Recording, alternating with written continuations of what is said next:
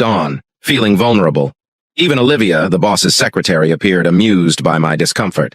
Sitting at my computer, I pondered on a rough start to the day, feeling ridiculed both at work and at home. Despite my efforts to concentrate, my dissatisfaction continued to weigh on me. When I decided to learn more about my father's life, I just knew where he was born and that he had died. After conducting research on Cambridgeshire family history websites, I discovered numerous potential possibilities, believing that my father may have died before my graduation. I limited my search to 3 alternatives and headed to genealogical forums for more information. When I was buried in thought, my boss, Jack, summoned me to his office. Jack, a successful but ethically questionable individual, wanted to talk with me, even though I was already considering leaving due to his activities. His strong reasons and great remuneration compelled me to stay. It was then that I learned of his romance with his secretary, Olivia, which he kept hidden from his third wife. He casually said that he had heard stories of wife's infidelity. The topic then shifted to business.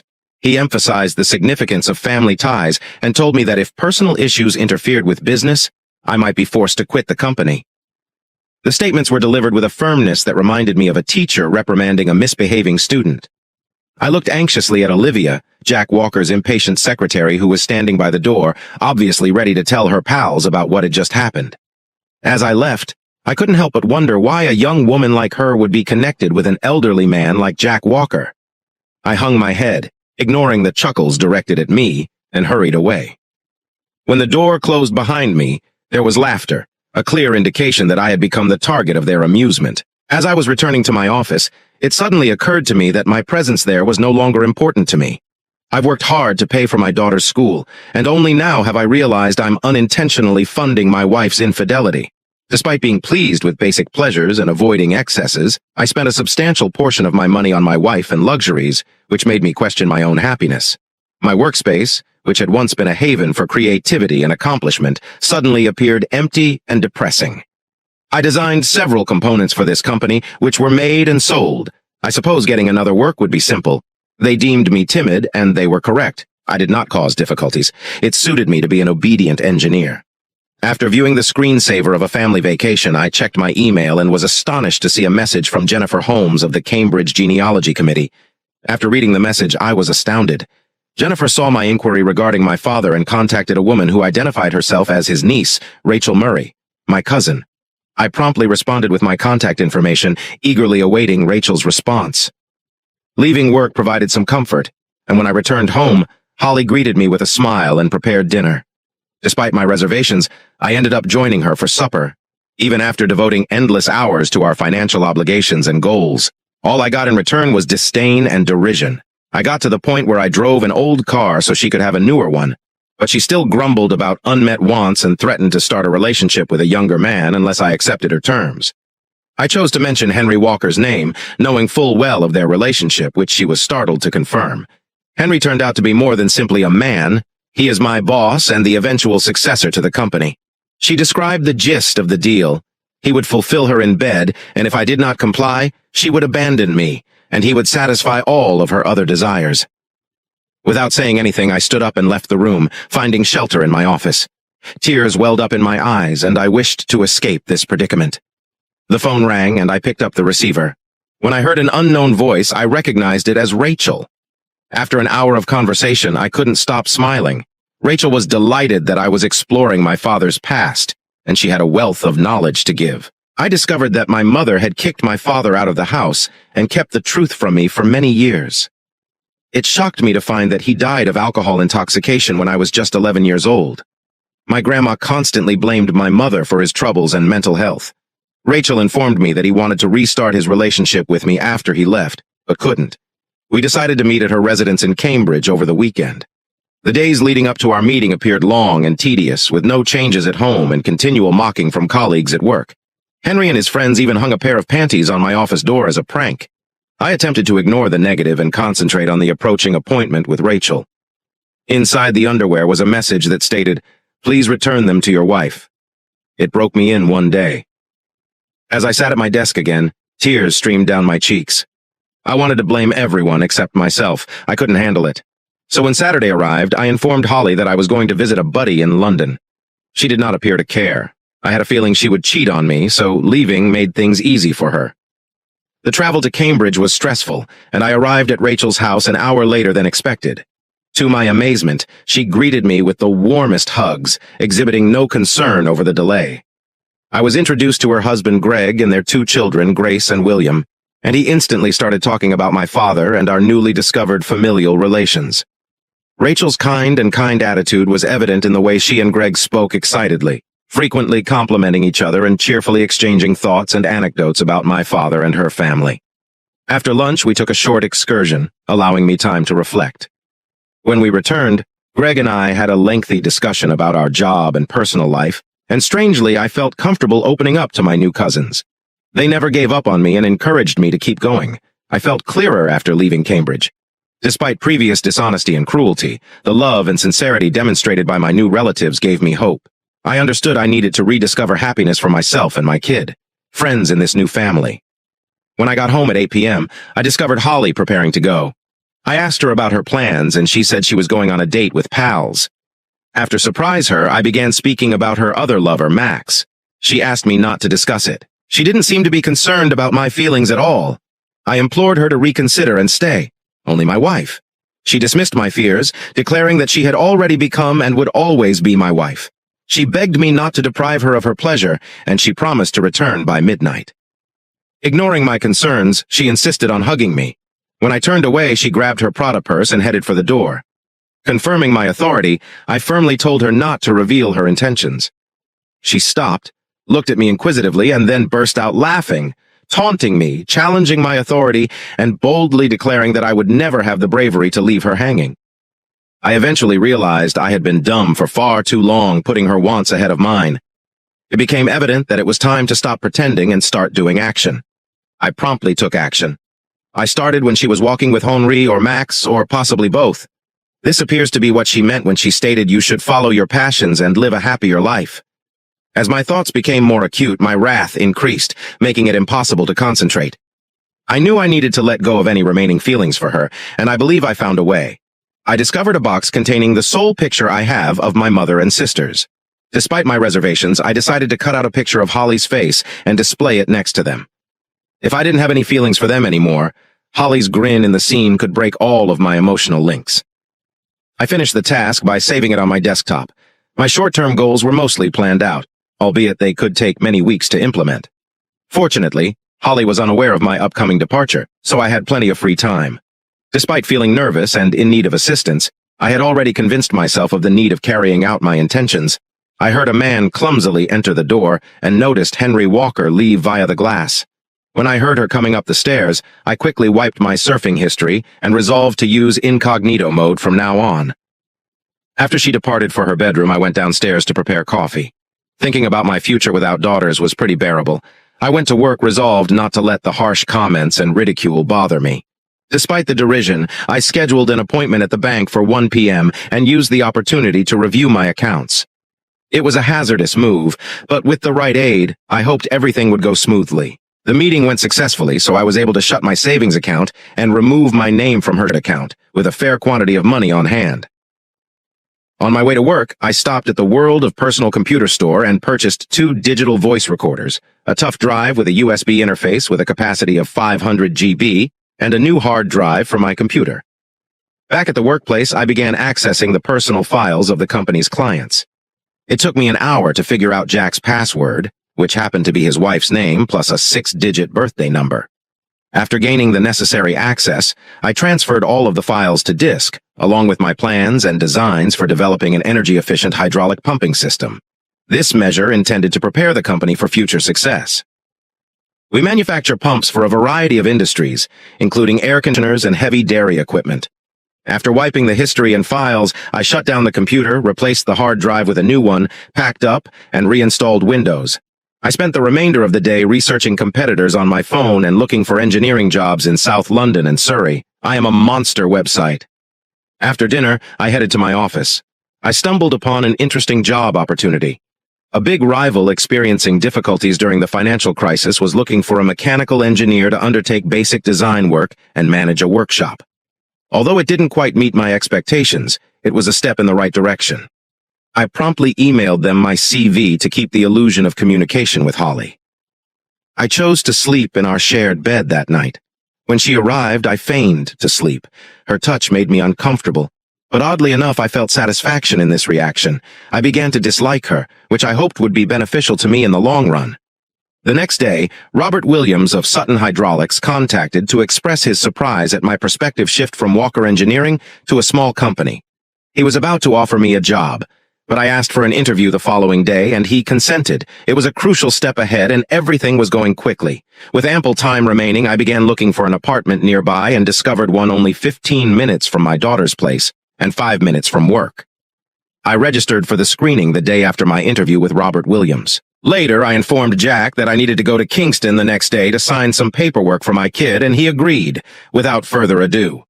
In the evening, I called my old friend Toby Brown to set up a meeting with him and his wife, Sarah.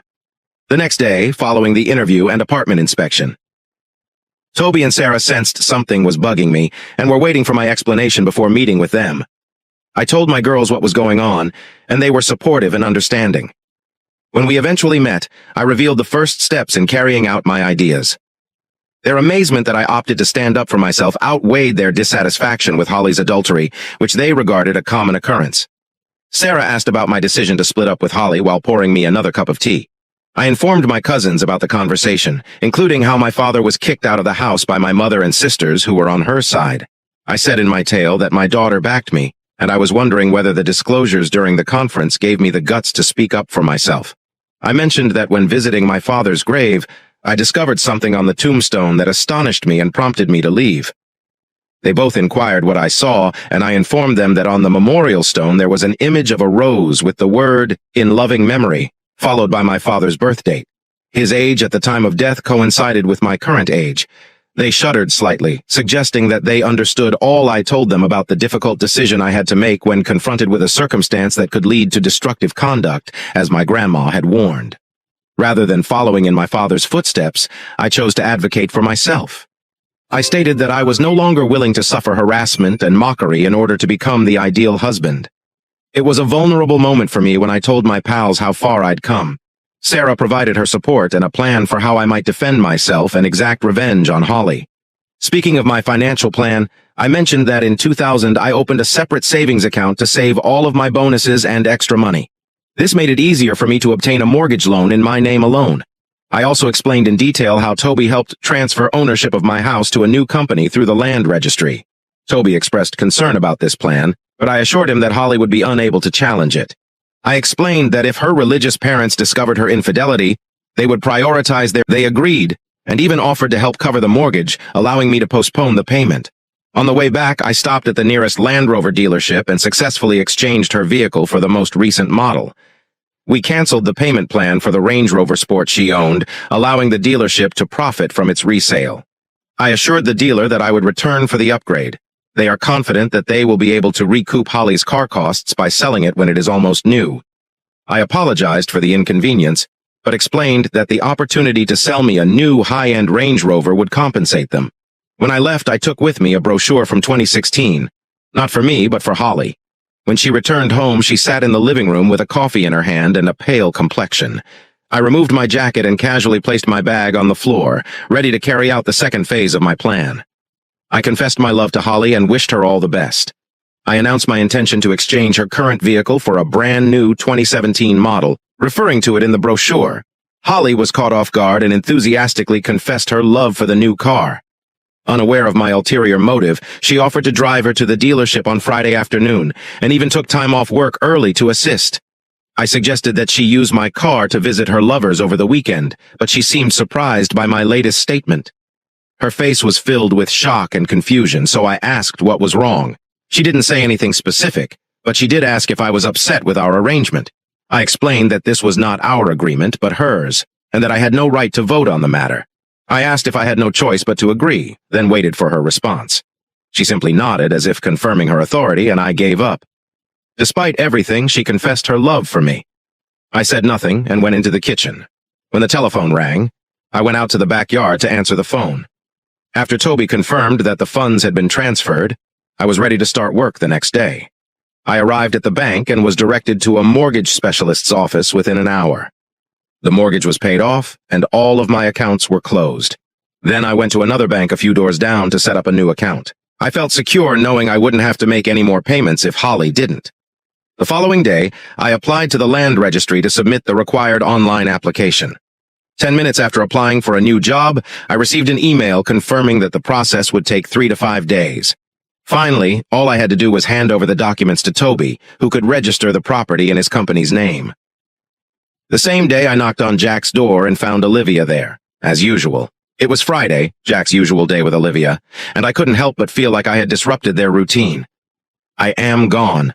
I placed my resignation letter on his desk, and he looked at me with a smug expression, curiously inspecting the paper in my hands. I informed him that this was my resignation letter and that, given the current circumstances in our families, the best option would be to leave immediately. I mentioned that he might prefer that I don't stay too long. He firmly expressed his dismay at the news. I asked him to prepare my calculation for Monday and stressed that it was important that he did not inform Holly's friends about my departure. He implored me not to leave, saying that they couldn't function without me. I noted that they seemed to rely more on his nephew. I said I'd be back on Monday to pack the rest of my things, casually dropping a pin from my pocket. I took a digital voice recorder out of my sock and discreetly inserted it into the wooden frame, where a conversation came to an end. I mentioned that I had other obligations and left his office before I left.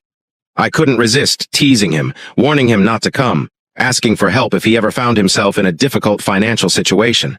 I hinted that the only reason his adulterous wife stayed with him was his wealth, and I could tell by the look on his face that my words had hit a chord with him.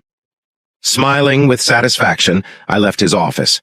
An hour later, I returned home, picked up Holly's automobile in the registration log, and handed it over to the dealership, where they cheerfully helped me. When I arrived home in the evening, I discovered Holly seated at the kitchen table with visible black circles under her eyes. It was evident that she had been crying, worried. I inquired what occurred. After some difficulty, she told me that she had contracted mononucleosis. Instead of replying sympathetically, I couldn't help but giggle in response. Holly shot me a severe look. I urged her to take the essential meds for her rehabilitation, and the atmosphere between us became strained. Surprisingly, that night I slept soundly for the first time in months. I was sleeping in a spare room and woke up invigorated. The tranquil night had a great effect on me. Back in our bedroom, I gently awakened Holly up and informed her that I wanted to give her time to rest and heal. Holly confided in me, expressing her anxiety that I felt her disgusting. I was motionless, watching the tears slide down her cheeks, acknowledging that she had made a terrible mistake. Then she astonished me by confessing her love for me and wishing me well. At that moment, I recognized that I no longer felt love for the lady I had been married to for 21 years. I was surprised at how rapidly attachments may go. I decided it was over, and nothing in her situation could alter that. I silently exited the room, got into my car, and drove away without looking back. That evening, I stayed with Toby and Sarah, who were hosting a dinner party for friends and co-workers.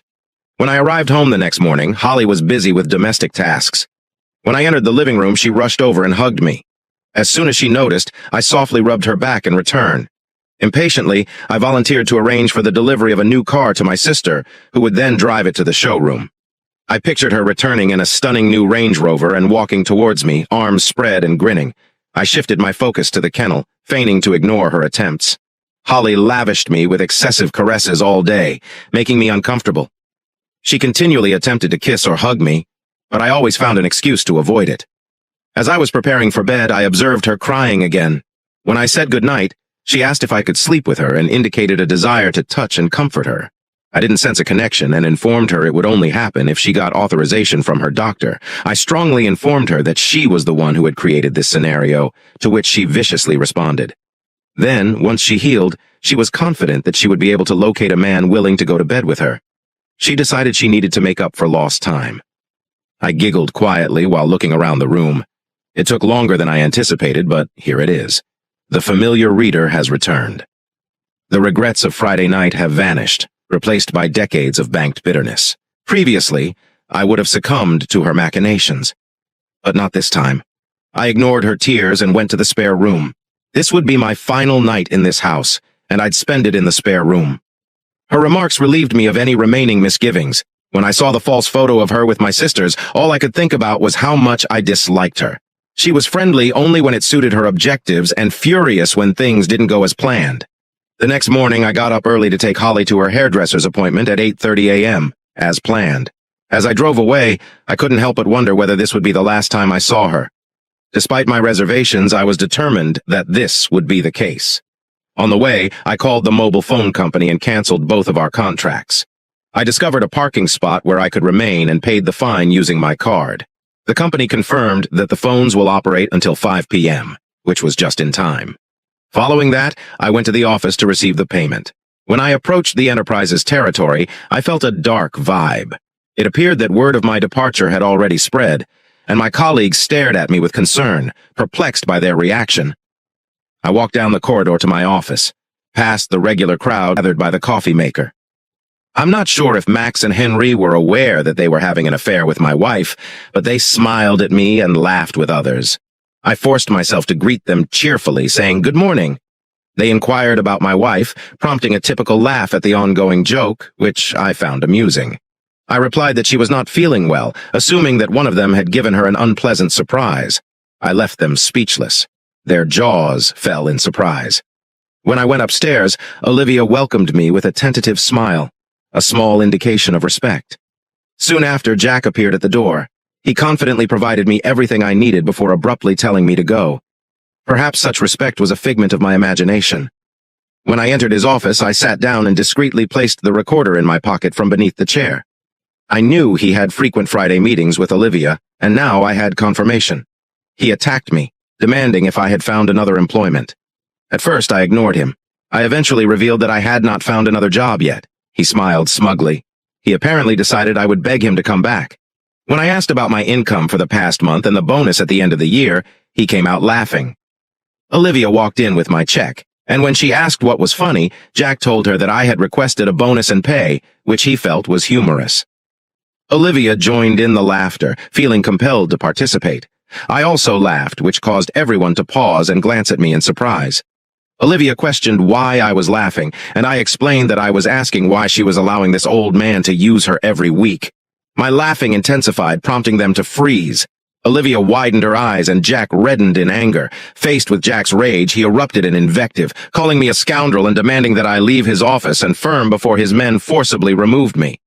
Emboldened, I went, smiling as I took the last items from my office. I arrived home, unloaded the rear seats of my car, opened the trunk, and entered the house. Looking around the rooms, I considered what to bring with me. After picking many brittle works, I carefully covered them in plastic in the garage before placing them in the car. I packed numerous items around the house and organized my outfit. I didn't forget to take vital documents from the safe, including a birth certificate and a marriage certificate. I used the attic ladder to get my old belongings, including my graduation and family photos from the master bedroom. I collected all of the jewels Holly had given me throughout the years. Their total cost was more than 10,000 pounds. I packed all of the handbags, shoes, and expensive outerwear. Actually, the entire wardrobe belonged to me, so I took everything. I preserved meticulous insurance records, which will be important when selling. When I finished packing, I remembered I needed a TV and packed that, along with a collection of movies and a Blu-ray player. At this moment, my car was entirely loaded. I decided to get rid of all of Holly's clothes, as well as a few other useless items, such as my old clothes. I knew I'd need a new clothing, and the girls were eager to help. I carefully selected the nicest images of myself with the ladies and packed them in the car, taking my time because Holly wouldn't be back until after 2 p.m., so I allowed myself to enjoy a cup of tea. I disabled the satellite phone and internet at the TV business and phoned British Gas and certain water suppliers to terminate utilities. I was not concerned that it would take several days. I returned to the bedroom and sat down on the bed, and then I saw something that sparked an idea that made even me tired. Holly's bridal dress was at the top of the closet, stored in an old, dusty box. She adored that clothing, perhaps more than she loved me. I grabbed it out of the closet and found our wedding album. Among the pile of images on the bed, I hastily grabbed the duvet cover. I packed up my belongings and headed to the garden. I piled everything together, including Holly's clothes and the items I couldn't sell. I left her undergarments intact because I didn't want it to remind me of her. After closing the car, I checked the time and called Robert Williams to inform him that I would drop off the paperwork later during the night shift and that I planned to start over the next day. He appeared pleased, and I hoped they made his day a little better. At 2 p.m., I sat down and waited for the call. Then I grabbed some paint thinner in the garage and spilled it on the wedding dress in the garden. Just as I was about to kindle the fire, the phone rang. I quietly picked up the phone, only to hear Holly's anxious voice on the other end, wanting to know what was going on. After responding sarcastically, I requested that she clarify her query. Holly, unable to calm down, insisted that I stop acting foolishly and kept asking me questions. I told her to relax and inquired about the circumstances. After a little pause, I heard her heavy breathing and the faint voice of her sister in the background. She said that she was told that I did not buy her a new car, but rather sold the old one. I humorously acknowledged that I may not have mentioned this detail. It made her worry and reflect on what was going on. Keeping my cool despite my racing heart, I carefully informed her that she would now have to buy a car on her own because she needed one. This caused her to cry in perplexity and disappointment. I repeated that she had properly mentioned that I needed to clean up the kitchen. While she questioned whether it was a sick prank, I was silent. She wanted we talk about it when she arrived home, clearly furious that she was being played.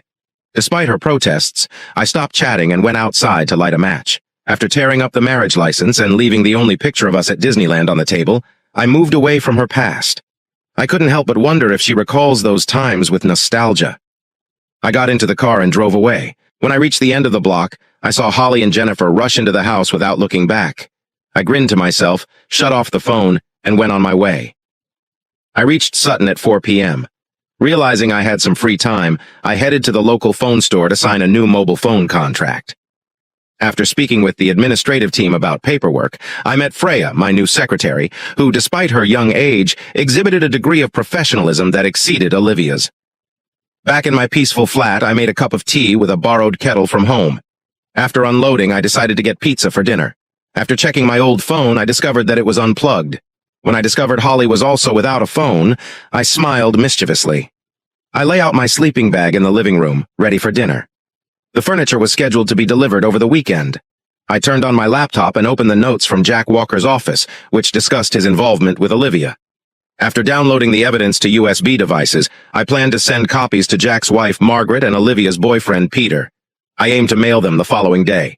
After that, I called my daughter and informed her the newest news, cautioning her not to tell her mother where I was. Over the next week, I set up my apartment and began recommending Walker Engineering clients to Sutton. Although some customers stayed loyal to Jack, many preferred our services over his, causing Walker Engineering to suffer. I knew Jack would figure out why his firm was failing, so I didn't mind when the utilities were shut off in my old house. Holly, who was sorting the bills, noticed my absence right away. Toby took the initiative to sell the house with Sarah's assistance, and by the end of the week, ads were up on the web. Meanwhile, Eva contacted me to advise me that Holly had returned to her parents, who were upset about her infidelity. Holly was furious, which, curiously enough, suited me, despite the fact that the drama was far from done. The following Sunday offered some positive news. Just a week after being listed for sale, I received 2 firm bids totaling £550,000 sterling. I instantly accepted one of them and proceeded to complete the transaction, paying Toby fairly and setting aside some of the earnings for my own safety. A week later, Toby's communication saying the deal was moving swiftly made me delighted. I wasted no time and phoned a rubbish removal firm to empty up my previous house. At the same moment, the girls contacted their mother, who reacted angrily and made threats. I promised the girls that the turmoil would soon end and advised them to calm down. On Tuesday morning, when speaking with a new client, I learnt about Walker Engineering's plight. The client stated that the company was compelled to downsize staff, laying off half of its employees due to a fall in the number of contracts. Mrs. Walker chose to divorce Jack due to his infidelity. Despite the news, I couldn't express sympathy because my mind was preoccupied with calculating commissions. I didn't know what happened to Olivia and her boyfriend, but I knew he got the gift I sent. The cause for Mrs. Walker's upcoming divorce from her husband was obvious. As a token of appreciation for my hard work, I was presented with a brand new Land Rover Discovery HSC. Although I had previously considered paying for it myself, Robert and the company's executives were so impressed with my work and the company's success that they gave me a generous bonus of over £30,000. Looking out my office window, I was shocked to see a Ford Focus pull into the parking lot. I quickly understood it belonged to Diana, Holly's mother. Expect a conflict. I was already getting ready when the phone rang at my workplace. My secretary informed me that there was a woman in the waiting room calling herself my wife. I requested her to inform her that I was attending a meeting and would be back in an hour. A few hours later, I peered out the window and saw her still waiting. I groaned and resolved to depart for the night, ready to confront her if required or leave. If she didn't spot me, I walked out the side entrance and toward my car. As I was about to enter the automobile, the sound of screaming tires drew my attention. She suddenly blocked my path with her car. When she stepped out of the automobile, she dashed towards me, clearly irritated and untidy. It was clear that she was upset, dressed in warm garments that appeared to belong to her sister. Her untidy hair just accentuated her disheveled look. "You're a damn moron!" she yelled and attempted to slap me, but missed the mark. She was furious and sought payback. I persuaded her to calm down and invited her to join me in the car. Surprised by the new car, she informed me about her financial problems and urged me to come back. I informed her that I felt useless in her life since I could not meet her wants in the same manner as her youthful partners did. She asked me to return home, indicating her desire to move on and forgive me. I was at a loss and inquired whether she was joking. She verified that she had forgiven me for ruining her belongings and causing havoc in her life. Doubting her forgiveness, I remembered her infidelity, lack of respect, and the courage to declare she had forgiven me. I made it apparent that I would never reconcile with her, and in an icy tone advised that she go see one of her partners. She claimed that her friends began to treat her differently after we stopped being together, and their husbands now question their devotion. Although I acknowledge that she bears some responsibility for the challenges she endured, I felt terrible for her. She accepted the repercussions of her decision and realized that her own selfishness and lack of respect had contributed to her demise. Despite her pleadings for reconciliation, I felt I needed to prioritize my own well-being. She implored me to return to her, saying she had nothing left without me. She also discussed her part of the house and the need for a divorce. I told her that she had never shown love for me and merely wanted my presence. I admitted that I had missed mortgage payments and subsequently lost our home. When I admitted my dishonesty, she was visibly surprised, and I knew she had come to talk about our future. Despite her urgent pleads and vows of love for me, I told her I wanted a divorce. After more than 2 decades of marriage, she sought forgiveness, admitting her error and pledging to bear the consequences. I reiterated that her actions were a terrible and irreversible mistake, and I made it clear that I had no intention of reconciling with her. Her shouts and pleads filled the car, and I provided us £30,000 in cash. Her demeanor altered, becoming more determined and strong. She threatened to sue me, claiming that she would not depart empty-handed because she thought I had not lost my home and was too intelligent for that. Realizing she was correct, I went on the defensive, announcing unequivocally that she would not receive a penny from me. She met me, and I made it plain that I was willing to fight alongside her for everything and more. I firmly claimed that she did not have access to my finances and that I would take steps to make it impossible for her to obtain them. I advised her that by the time her lawyer discovered something, the legal fees would far outweigh any potential advantage. I suggested that she accept the money or prepare for a legal dispute while maintaining motionless eye contact. She erupted in rage, expressing her love while accusing me of being treated unfairly. She believed that our daughters would prosper because she focused on their future triumphs rather than her own perceived flaws. I persuaded her to accept the money and leave my life, and she grudgingly consented, accepting the sum and proceeding with the divorce.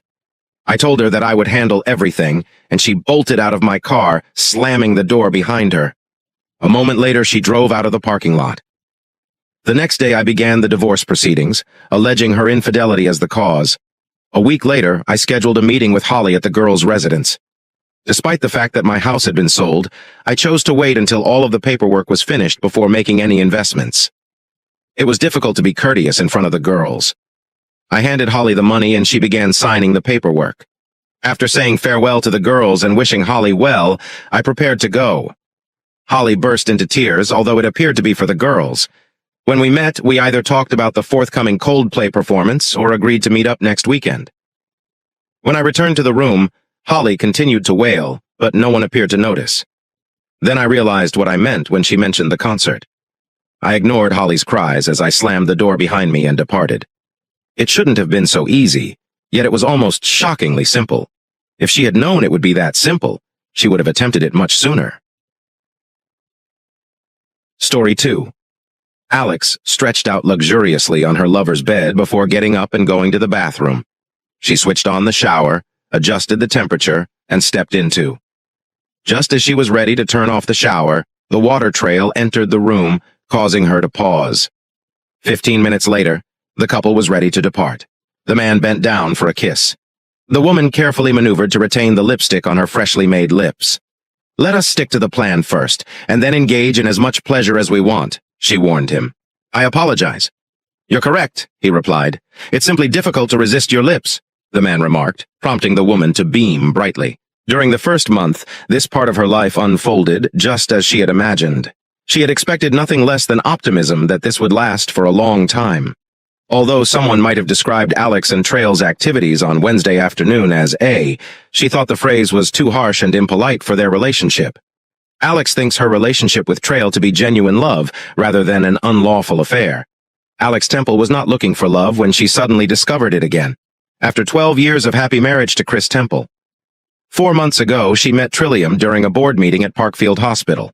Alex is the HR director at Parkfield, and Trail is the new marketing representative for Riley Gordon, the hospital's public relations firm. Trail wore a charcoal gray striped suit that showed his athletic height. His dark, wavy hair was thick, and his large brown eyes gleamed as he spoke. When he caught my eyes, my legs trembled as they spoke. Over the next few months, Alex recognized that her feelings for Trail were more than just a superficial desire. To refer to their connection as an affair would be misleading. She does not have to apologize or feel guilty about this relationship. On Saturday afternoon, Chris Temple removed a few letters and other correspondences from the mailbox that had been left earlier that day. Among them were 2 envelopes from the state of Indiana, including license plate stickers and printed registration forms for 2023. Chris attached a new sticker on his license plate and placed the registration documents in his car's glove compartment.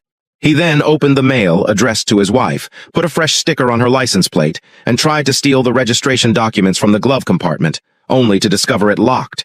Chris, confused, unlocks the glove compartment. He returned to the house, took his wife's car keys from the shelf, unlocked the glove compartment, and placed the new registration documents inside. Chris was about to leave when he felt a playful bump, which prompted him to reopen the glove compartment. To his amazement, he discovered the car's operating handbook, 3 recent registrations, and a cell phone. The existence of a cell phone caught him off guard. "Damn," he said to himself. Chris knew his wife had been showering upstairs, as she had done for the past 6 months. She returned from her training early on Saturday mornings. Curious, he turned on the phone, waited for it to fully load, and then checked the call history. Because she didn't anticipate anyone to find her phone, she hadn't cleaned the call history. There were only a few calls, but many of messages from someone named Trailing, without getting into the contents of the messages. Chris replaced the phone to the glove box and secured it inside. He hung his white keys back on the hook and paused to listen. He still heard the shower. Chris went outdoors to mow the lawn, hoping to cleanse his mind from the recent findings. As he pushed the lawnmower, thoughts flew through his head. He found his wife had been having a long-term affair with Trilling for nearly a year. It dawned on him that her late evenings at work, which began around the same time, were probably cover for their liaisons. Perhaps she took longer lunch breaks and worked later to accommodate secret meetings. According to the correspondence, they began adding Saturdays to their covert schedule around 6 months ago. Chris remembered that this happened around the same time his wife started taking gym classes. Chris's eyes welled up with tears as he tightened his grasp on Moore's handle. Meanwhile, upstairs on the 2nd story, Alex smiled as he heard the familiar sound of the lawnmower. She knew Chris enjoyed yard work, which provided both physical activity and happiness.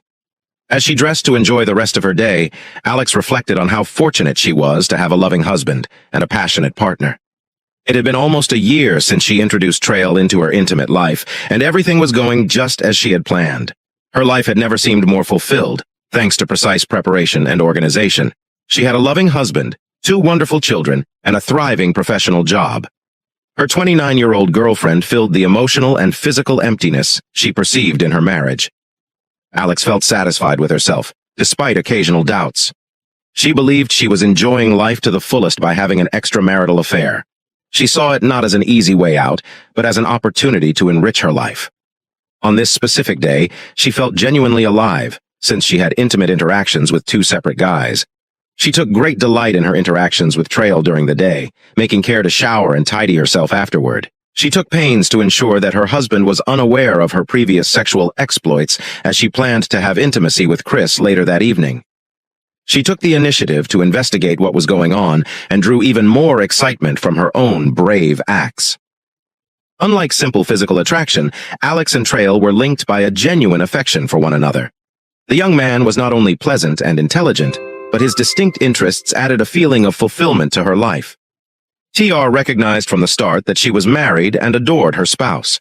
However, she had enough room in her heart to embrace him for physical closeness. TR, who was 13 years younger than her husband, had a stronger physique with prominent abs and extra muscles. Intimate interactions with each of the men were distinct, with Chris patient and gentle and Trail energetic and physically aggressive. But on Saturday, Alex was unable to make love to both guys because Chris had gone owing to exhaustion. She couldn't help but notice that he appeared untidy when he entered the house, after working in the yard. Despite this, Chris was relieved that he did not feel sick when she attempted to start intercourse, lying close to Alex. He pondered on how often his wife had served him what some may call sloppy seconds. Chris was the vice president of finance for a medium-sized tool and die manufacturing company. Every morning he arrived at work at 7 a.m., inserted a capsule into the turret coffee maker, and checked his email. Officially, the plant began operations at 8 a.m. by 8:15 a.m. Chris walked into the office of production supervisor Bob Casey, a longtime friend who had ended his 15-year marriage 5 years before. "Do you have a minute for a personal matter, Bob?" Chris inquired, and Bob nodded. He went into the office and closed the door behind him. Bob couldn't shake the sense of doom. 5 minutes later, Chris informed Bob of the circumstances, and Bob promptly contacted his divorce lawyer, a former college acquaintance. On the same day, Bob's lawyer made time for Chris in his office outside of regular hours. The following Wednesday, Alex was taken aback when she was handed divorce papers at the hospital after returning from a trial date. She had overlooked her husband's displeasure with their marriage and failed to recognize the irony that the papers were delivered on time. While she sought to work out the matter, she didn't think about Chris finding out about her affair with Trail. When she woke up, Alex called her husband and asked why she was crying. "Why? What did I do wrong?"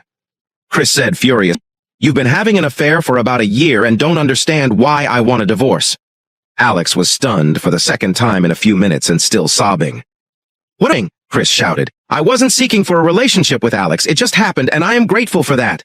TR is a fantastic individual. When you get to know him more, you will realize that this is more than just adultery. It goes beyond physical intimacy and passion. I love him as much as I love you. But we are married. You cannot love two men at the same time," Chris protested. "Yes, I can. The fact that we are married does not imply that I can turn off my feelings or affection. You were my first love. He's my second. I'm capable of loving multiple people at the same time. It is not a matter of selecting one over the other," Alex explained. "TR knows that my life is already full. He accepts what little time I can give him. You and your family get the majority of my attention, as they should. I am not taking anything away from you or the children. I've just added something for myself. Besides you and the kids, TR may not be your spouse, but he is a vital part of my life. He should enjoy every time he spends with me. But I am your husband, and we have 2 children. We should devote all of our time to ourselves." Chris objected. "I enjoy my existing situation and do not wish to alter anything." "I need you all," Alex said. "I did not want to divorce, but I also did not want my wife to be intimate with another man," Chris complained. "I believe we don't always receive what we want," Chris stated. "You recall our wedding vows to love, honor, and cherish. How does a relationship with another man relate to love, veneration, or respect for me? You talk about it like that. Dirty, disgusting. Personally, I don't think so. Of course it is," Chris objected. Alex groaned in disgust. The quarrel ended when the 2 youngsters descended the stairs to see their father. Both parents were aware that their children had overheard a furious debate. Josh and Kayla appeared extremely apprehensive. "I am sorry you had to witness this," Chris remarked. "In the future, we hope to behave more like adults. But it is true. We're getting a divorce. We still love you both. And my mom and I's separation has nothing to do with you," Chris added. "There will be no divorce," Alex stated firmly. "You shouldn't be so selfish that you ruin your life as a result of what happened," Chris added. "You will not destroy your life because he did not betray you," she clarified. "Mom, you cheated on Dad. How could you?" Shouted back and dashed upstairs to her room. "That was nice," Chris said to no one. "I believe we should hold a family meeting during dinner. Josh, go get your sister so we can talk about everything he ordered." When Alex sat down at the table with 3 other members of her family, they openly discussed her infidelity and the impending divorce. He informed the children that he planned to seek joint custody of them, instead of granting Alex full custody. "You cannot take the children away from me, Chris," she yelled. "I am not taking them away.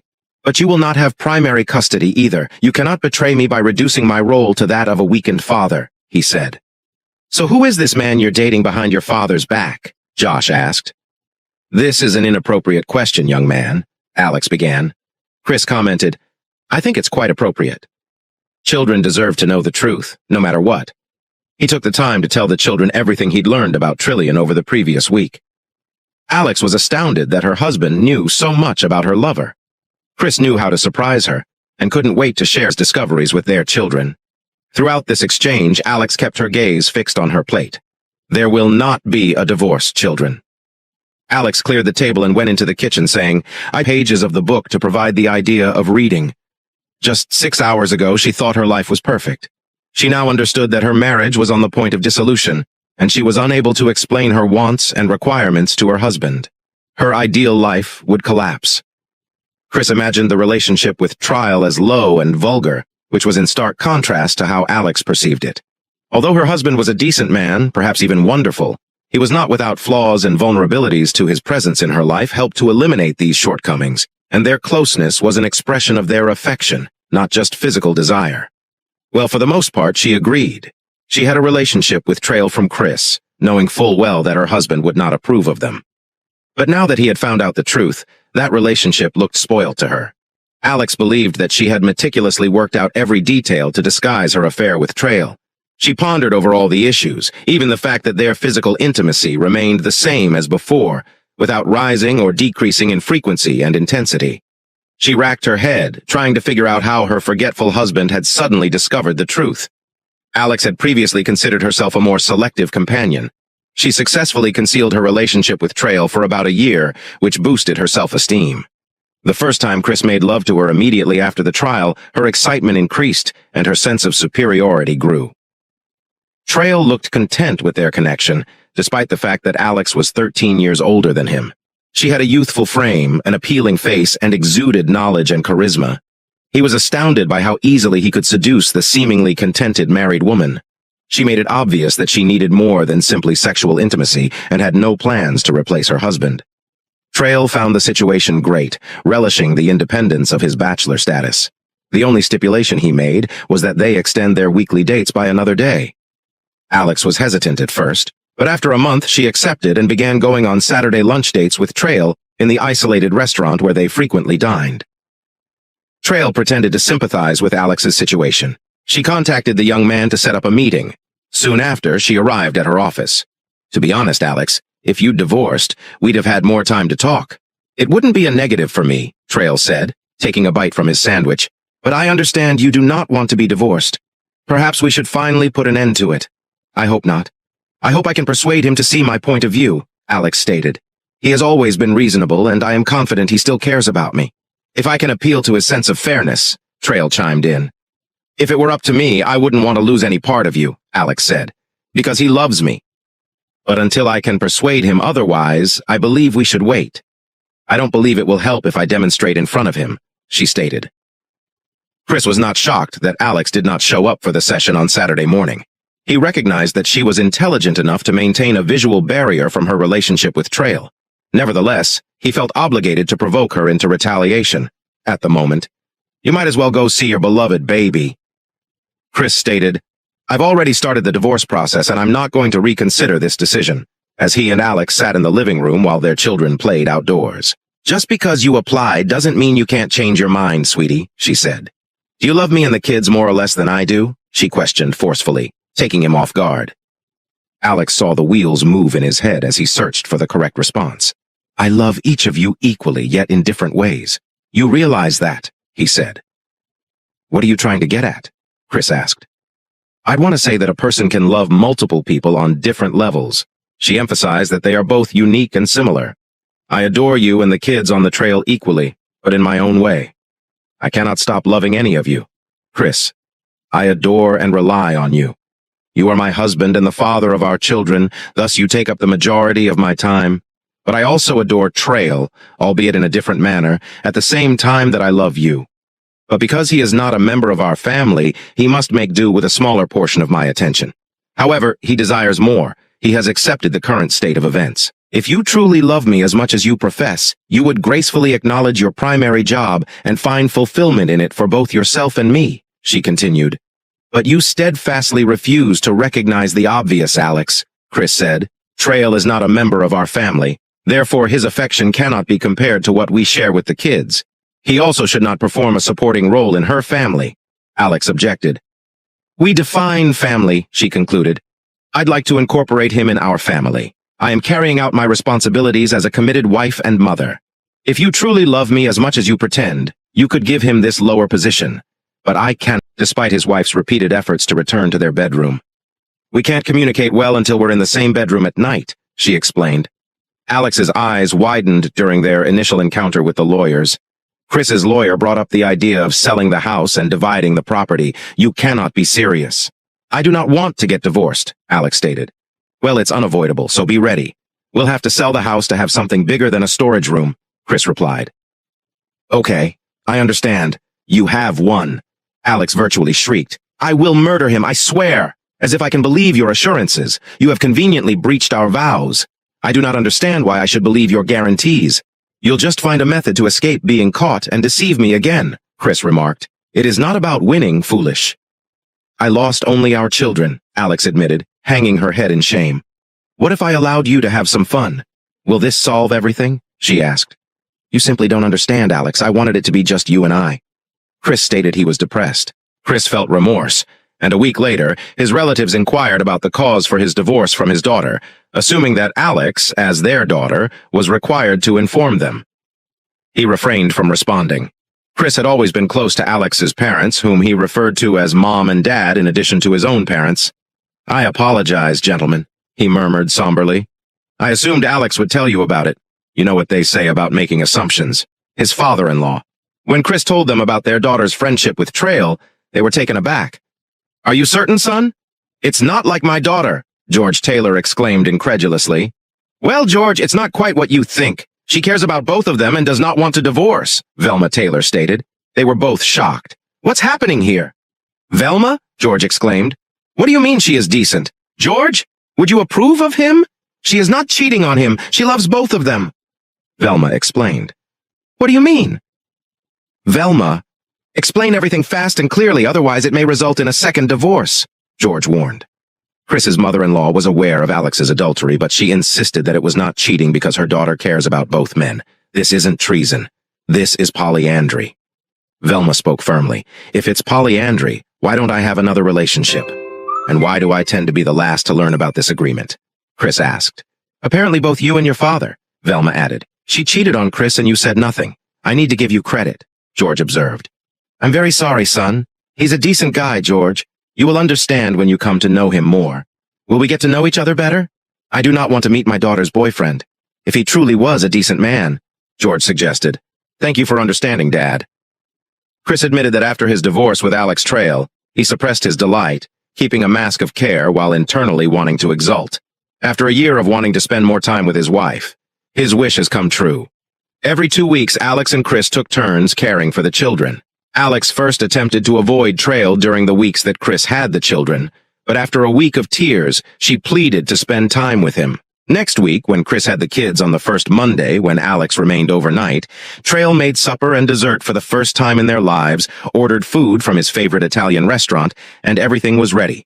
When Alex got home from work, wow, candles and all that. That's a very clever Trail, Alex remarked. Throughout dinner, Trail played Alex's favorite classical music on the stereo. She gazed at the young man admiringly, silently noting that her ex-husband only liked old rock. Her smile grew even wider when, after eating, he gently carried her into his arms and whirled around in a leisurely dance to several songs. Refreshed, they retired to Trail's bedroom and spent the remainder of the night in intimate embrace. Beginning with soft gestures and progressing to more passionate encounters, Alex was confident that their evening in the bedroom would be one of the most wonderful of her life. Maybe the divorce won't be as horrible as I imagined, she reasoned. The next morning, Trill awoke in Alex's arms, happy. After 20 minutes, they were laying face-to-face, exhausted. Damn, I'll be late if I don't hurry up, Alex said. Let's save time and take a shower together, Trail advised, lifting his brows significantly. On Friday evening, Alex complained that it would not save any time. They made their debut appearance together in a restaurant. Alex donned a short red dress that she purchased specifically for this occasion. Damn it, woman! You look fantastic, Trail complimented. Alex was conscious of her charms, and she and Trail formed an appealing couple. Throughout the evening, she saw that men admired her. Alex, physically fatigued, departed Trail Place late Sunday night to pick up the children from Chris's place. Over the weekend, she and Trail had personal encounters. Maintaining a lasting physical relationship with a partner who was younger than her was more difficult than Alex anticipated. Late on Friday, 4 times on Saturday, and twice more on Sunday. A month later, she reluctantly returned to the car to pick up the children. On her journey home, she felt emotionally empty. The more time she spent with Trail, the more their physical relationship improved but degraded emotionally. She couldn't help but feel belittled after realizing that Trail had put himself in this position.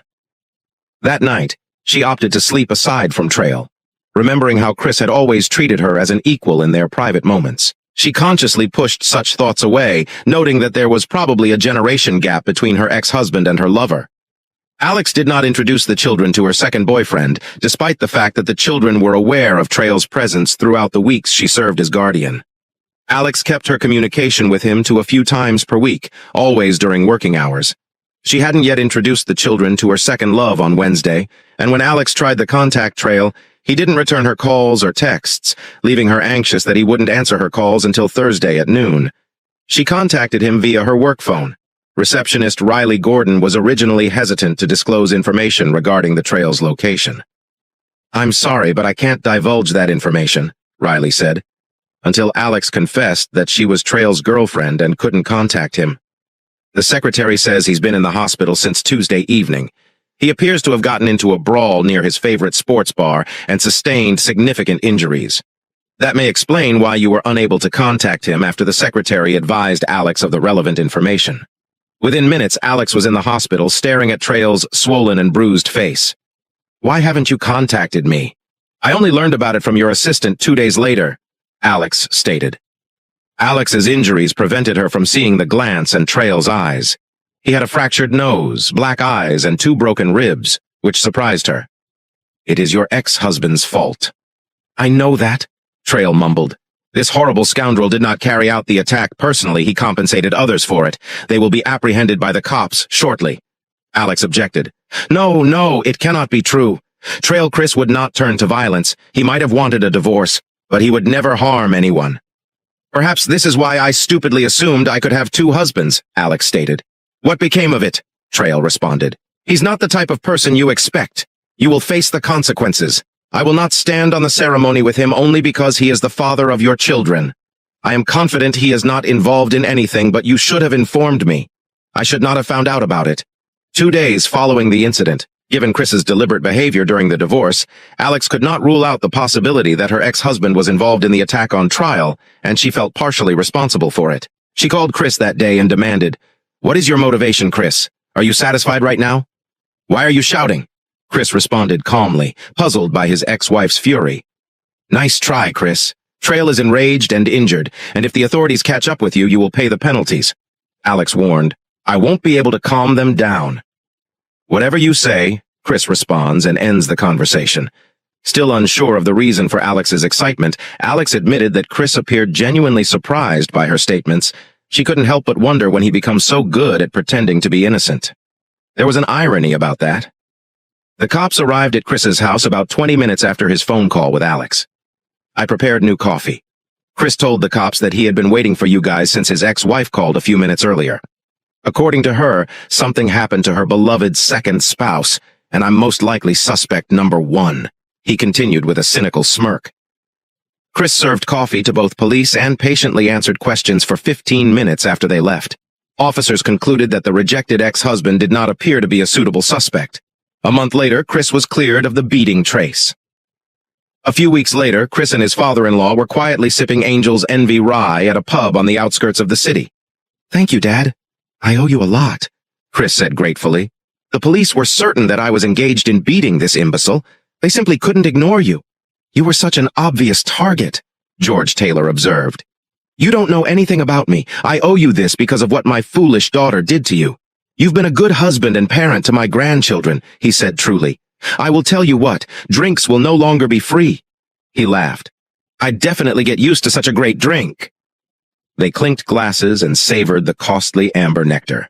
2 months after Trail's attack, Alex found herself desperate for intimacy. She encountered another young man for whom she had affections.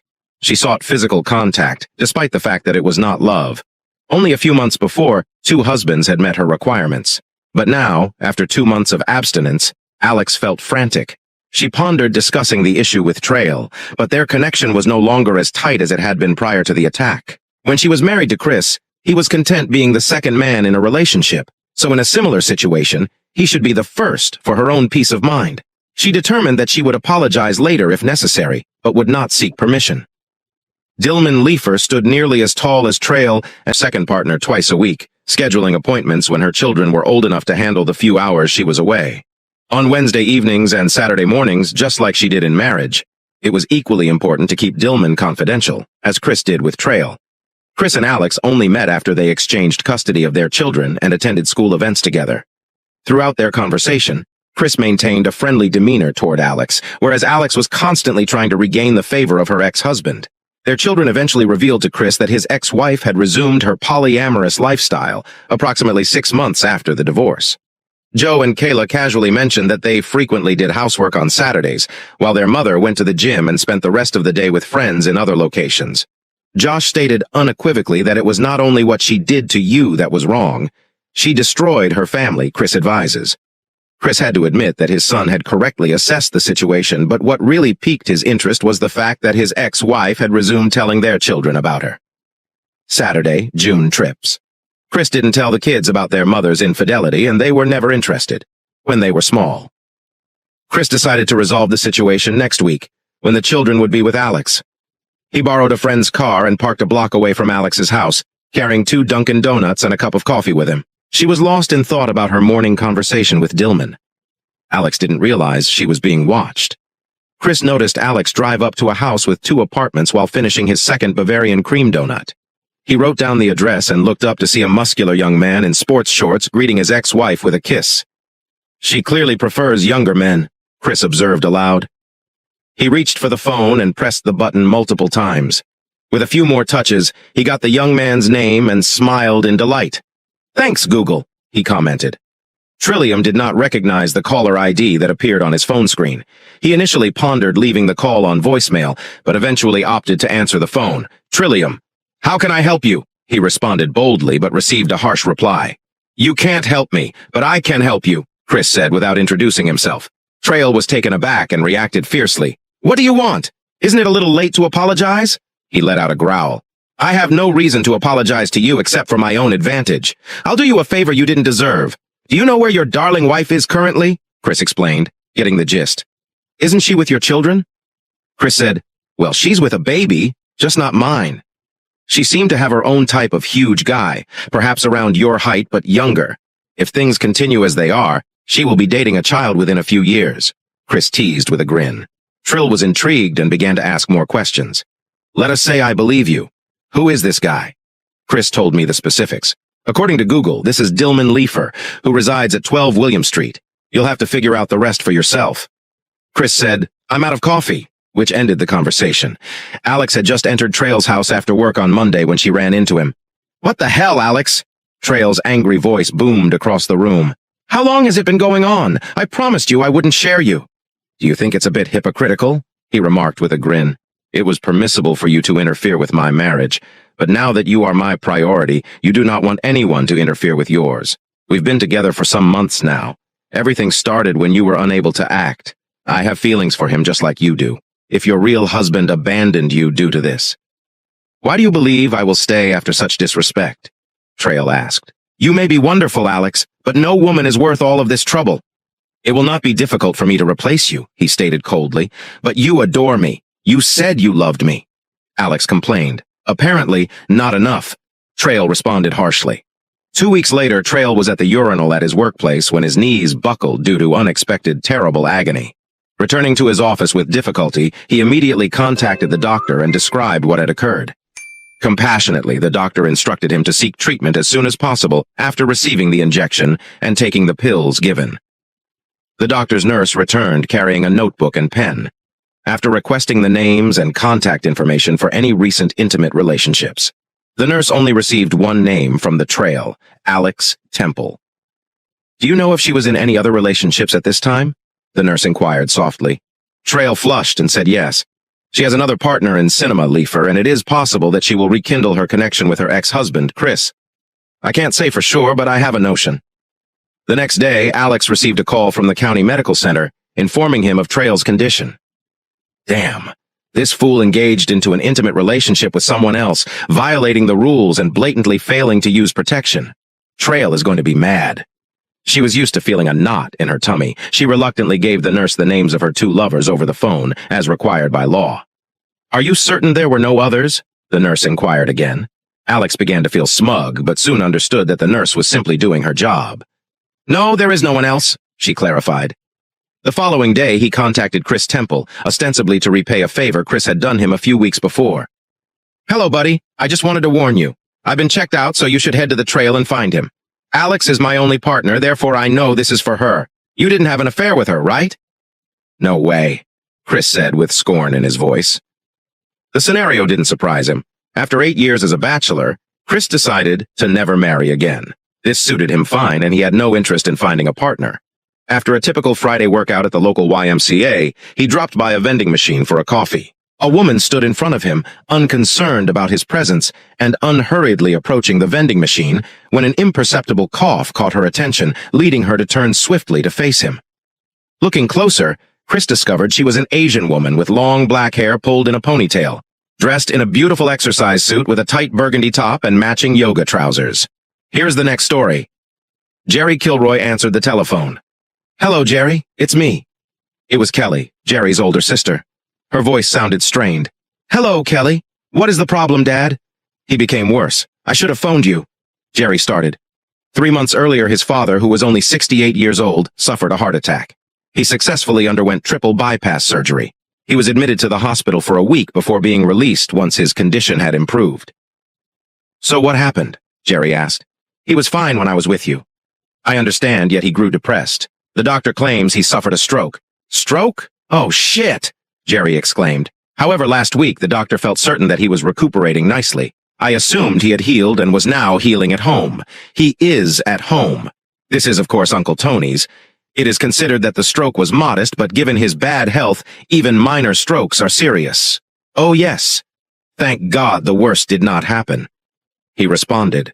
He was aware that following the operation, his parents had moved in with their friends, the roadblocks in their marriage. His father was always a stronger partner. He was the rock that his emotionally vulnerable mother relied on. Jerry recalled from his childhood that his mother did not handle stress properly. When her husband suffered a heart attack, she naturally turned to her old friend Agnes Blaylock and her husband, Anthony. They are not blood relations, but they have always been family friends. Jerry Kelly and his other sister Katie saw the Blaylocks as virtually family members. They grew up calling them Uncle Tony and Agnes. No, it is not. It is not good, Jerry. I've never seen him like this. Can't you come back? Dad needs us right now. And so does Mom. I am sure we do. He agreed. Okay, allow me to handle things with Olivia. I am not sure she will be able to take time off from her job. Perhaps I'll come back alone. Okay, hurry up if you can. Dad isn't feeling good. How is Mom doing? There was a delay before Kelly responded uncertainly. She's fine. That sounded odd. Jerry had expected her to explain further. Instead, there was another lengthy wait before Kelly spoke in a serious tone. I need to talk with you about something. It is quite significant, really. What is this about? I do not want to talk about it over the phone. I will meet you when you arrive. Please text me before you come. I need to talk to you alone before seeing Dad. It sounds mysterious. Couldn't you give me a hint? Please arrive as soon as feasible. When you arrive, I will fill you in. Okay then. I will meet you in a few days. Thank you, Jerry. We will be extremely appreciative. I cannot wait to meet you. I agree. Kelly, see you shortly. Jerry hung up the telephone. Their chat ended strangely. He couldn't think of anything to say that she couldn't express over the phone. He'd have to find out later. Jerry was well aware that his father's health had recently deteriorated. He disliked going to the gym and didn't exercise often.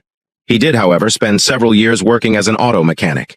He was drafted into the Army right after graduating from high school. He was trained and maintained military vehicles during the Vietnam War. Despite the fact that he did not serve in combat, Frank Kilroy was always proud of his military service. But I've never discussed it with anyone outside the family, or even within the family circle. He mentioned it only on rare occasions when asked. He always responded that service was his responsibility, and he was proud to have served. Jerry once inquired if he had ever considered evading the draft.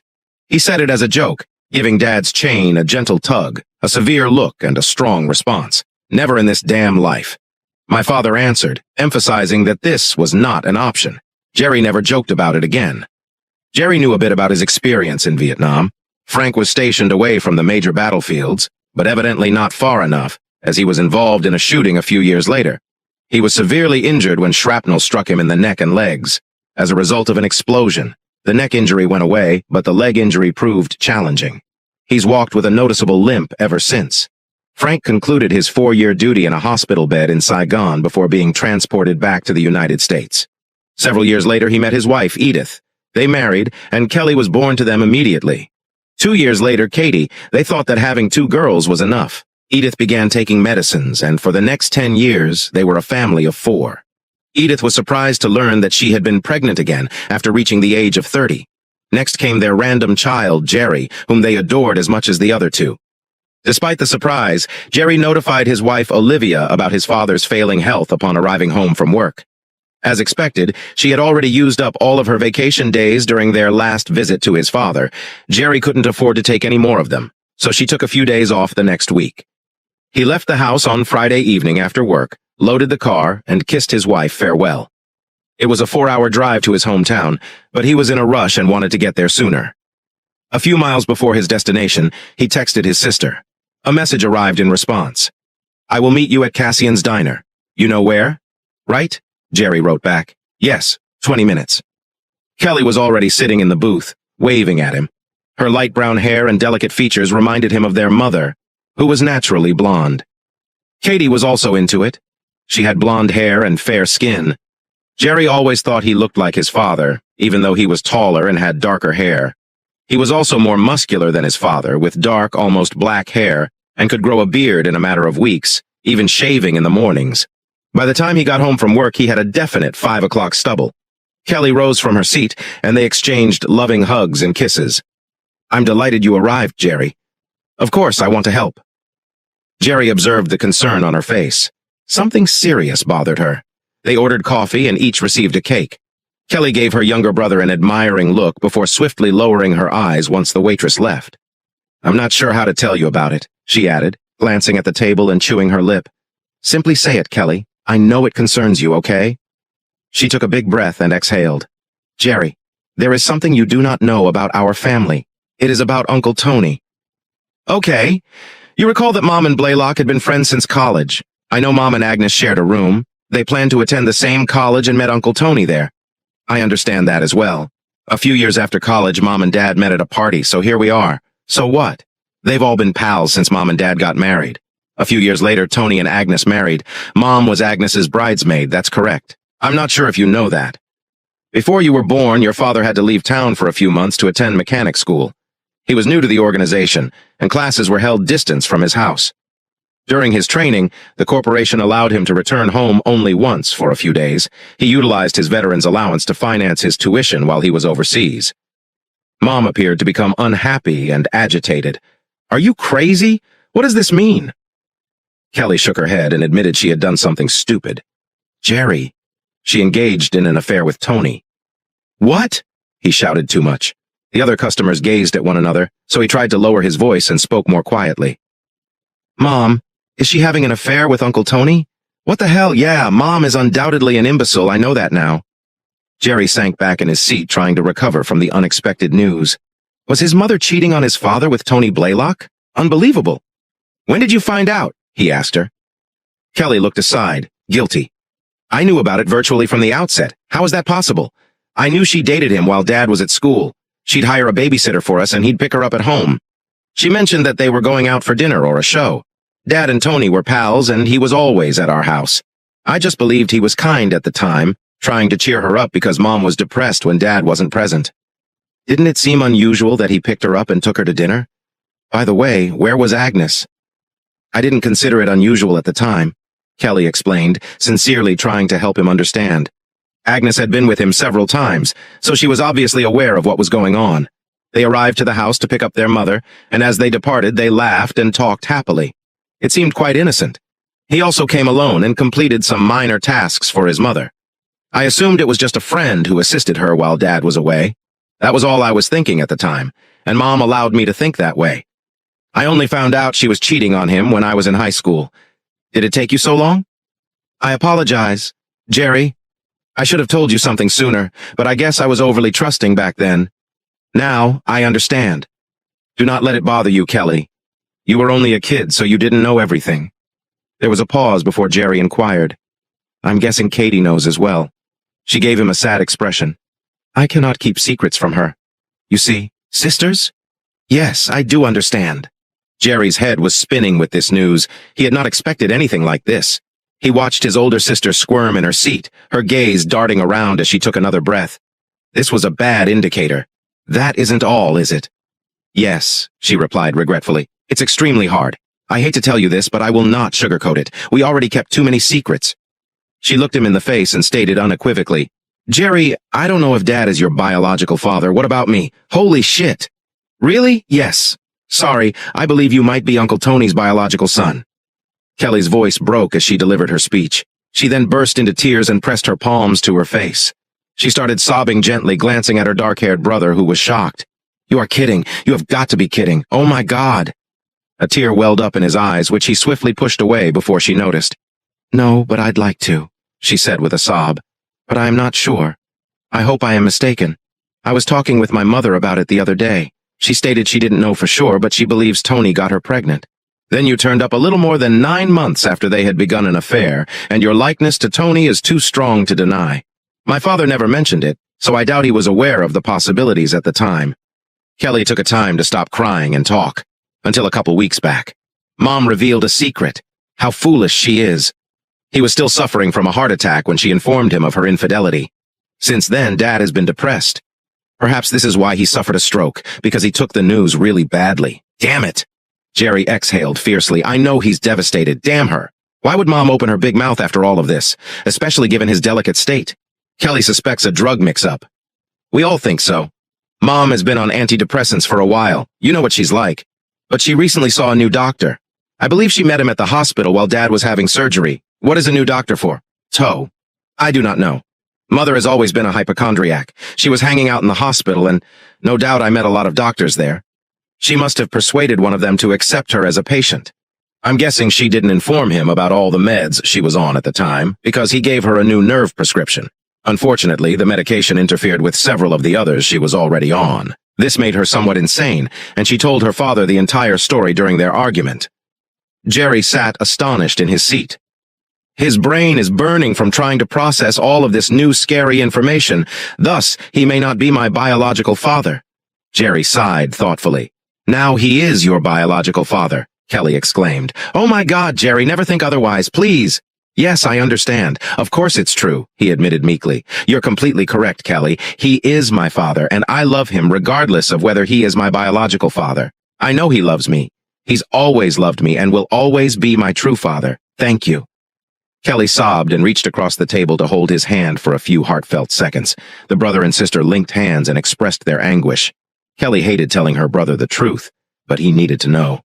After a few moments, Jerry shook his head. What a disaster is going on here. Tony is a jerk for taking advantage of her, and her mother is an imbecile. Poor Dad. I can only image his feelings over her betrayal. His family is everything to him. I can't believe Mom could be such an idiot. When Dad is struggling for his life, she reveals a secret she has kept for decades. What are the chances of this happening? He did not take it well. How are things currently? Is he still on the Blackhawks? Yes, at least for now. I can imagine how much he dislikes living under the same roof as his wife and sex lover, but he is quite helpless. And Mom does not want to return home to care for him. She stated that she was upset and needed Tony's help. Kelly used a harsh tone. Of course, old Uncle Tony is delighted to help her. She repressed her hatred and continued, but, as feared, Dad now despises him. He made it obvious to Tony, and he will not let Mom or Agnes aid him with anything. And how is he coping? It's very awful. Of course he needs assistance. There was no one to help him without his mother, so they led him to the blocks. Tony gave him a separate room in his home and hired a nurse to care for him. He has a physiotherapist. Of course Tony can afford it. Yes, this jerk has plenty of money. That is something we all know. It's very sad, Jerry. I see him on a daily basis, but he refuses to speak with me or Katie. I believe he discovered something we were all aware of but did not tell him. Now he believes that the entire family has betrayed him. He is so depressed that seeing him makes me want to cry.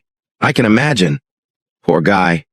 What a harsh price to pay for all his efforts. He has always been a faithful husband and a wonderful father, an honest, hard-working, and excellent breadwinner. And look how things turned out.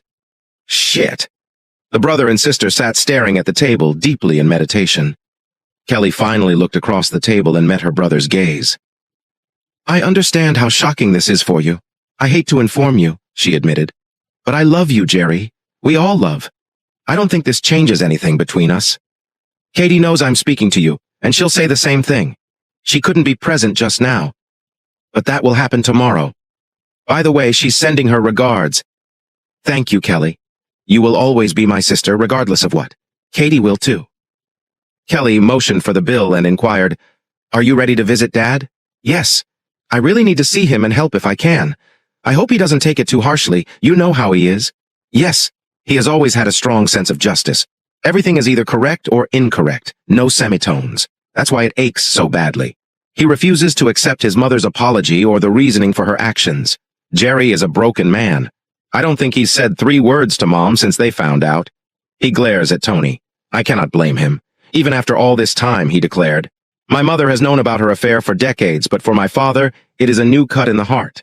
The affection he believed his mother had for him is now eternally tarnished. Kelly remarked cynically, Her mom certainly does not think so. She's acting as if she just told him she'd crashed the car. Mom claims that her affair is long over and that she has not seen Tony in many years. She can't understand why he takes it so hard. I told her that the fact that her affair had occurred so long ago hurt Dad, if not him. It happened fairly recently and he is still in pain. He's still extremely upset. Jerry and Kelly rode separately as they entered the long driveway. Jerry noticed the familiar sight of the large Blaylock house.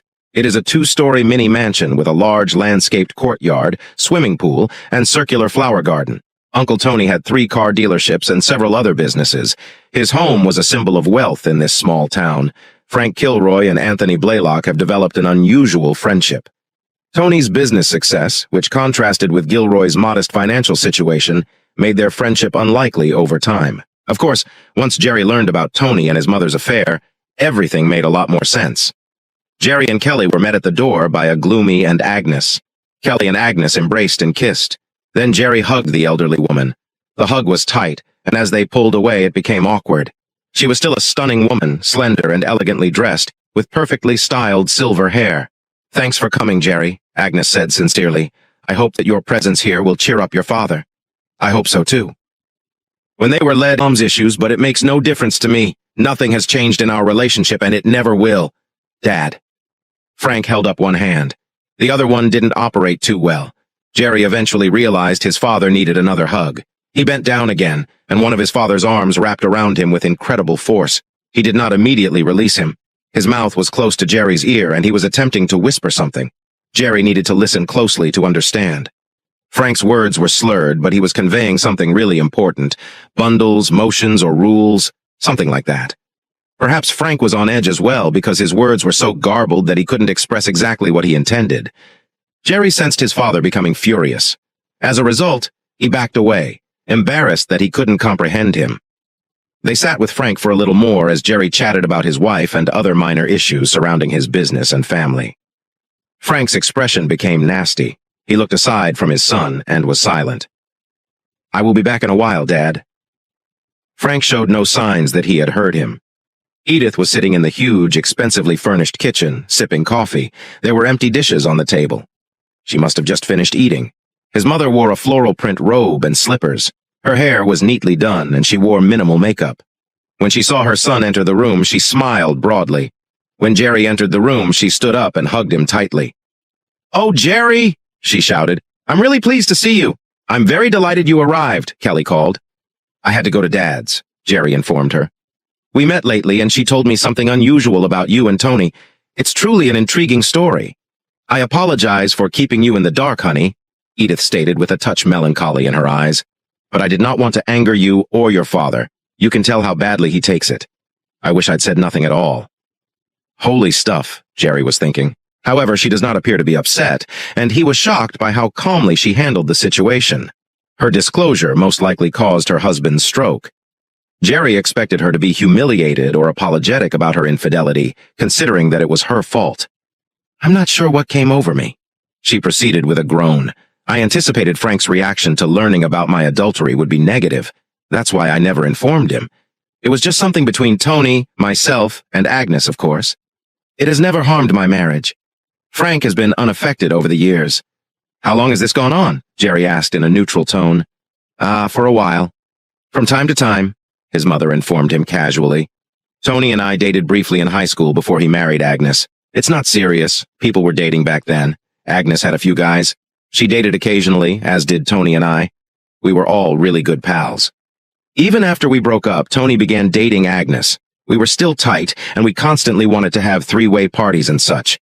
As she related her story, her attention moved from her son's concerned expression to a hazy spot on the wall. She had a nostalgic expression on her face, indicating that she was reliving a really nice time in her life. She admitted that even after Frank and I married, we continued to see Tony and Agnes frequently. We went for walks quite often. They came to our wedding and we went to theirs. It was so much fun.